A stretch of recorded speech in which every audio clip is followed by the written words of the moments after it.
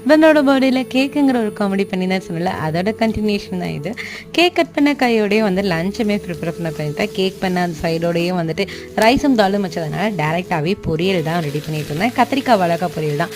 வெங்காயம் வந்துட்டு நல்லா வதங்கினதுக்கப்புறம் கத்திரிக்காய் வாழைக்காயும் ஆட் பண்ணிவிட்டு தண்ணி தெளிக்காமல் நம்ம வந்துட்டு இட்லிக்கு அப்புறம் மூடி வச்சிட்டோம்னா வித்தின் 2 மினிட்ஸ்க்குள்ள இந்த மாதிரி சுருங்கி வந்துடும். அப்புறம் உப்பு மஞ்சள் பொடி போட்டு நல்லா கிளறிட்டு ஒரு கைப்பிடி தேங்காய் துருவலில் வந்துட்டு 2 பச்சை மிளகாய், கொஞ்சமாக சீரகம், 5 சின்ன வெங்காயம், ஒரு பூண்டு போட்டு நல்லா அரைச்சி அதையும் இதோட ஆட் பண்ணி நல்லா கிளறிட்டு பச்சை வாசனை போகிறோன்னே இறக்கிட்டோம்னா நம்மளுடைய பொரியல் வந்து பக்காவாக ரெடி ஆயிடும். எங்கள் அம்மாவுடைய மோஸ்ட் ஃபேவரட் ஒன்றுன்னு கூட சொல்லலாம்.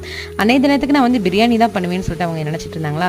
ஸோ நம்ம சர்ப்ரைஸாக வந்துட்டு கல்யாண சமையல் சாதம் மாதிரி அவியல், பொரியல், சாம்பார், பச்சடி, அதுக்கப்புறம் வந்துட்டு அப்பளம், பாயாசம் இந்த மாதிரி நம்ம பண்ணலாமேன்னு சொல்லிட்டு தான் ஸ்டார்ட் பண்ணேன். பொரியல், பச்சடி, அவியல், சாம்பார் வரைக்கும் சூப்பராகவே போயிட்டு இருந்தது. எல்லாரும் பாயாசத்தில் சர்ப்ரைஸ் பண்ணுவாங்க. நான் சம்பவம் பண்ணிட்டேன்னே சொல்லலாம். ஏன்னா நெக்ஸ்ட் vlogல ஷேர் பண்ணுறேன்.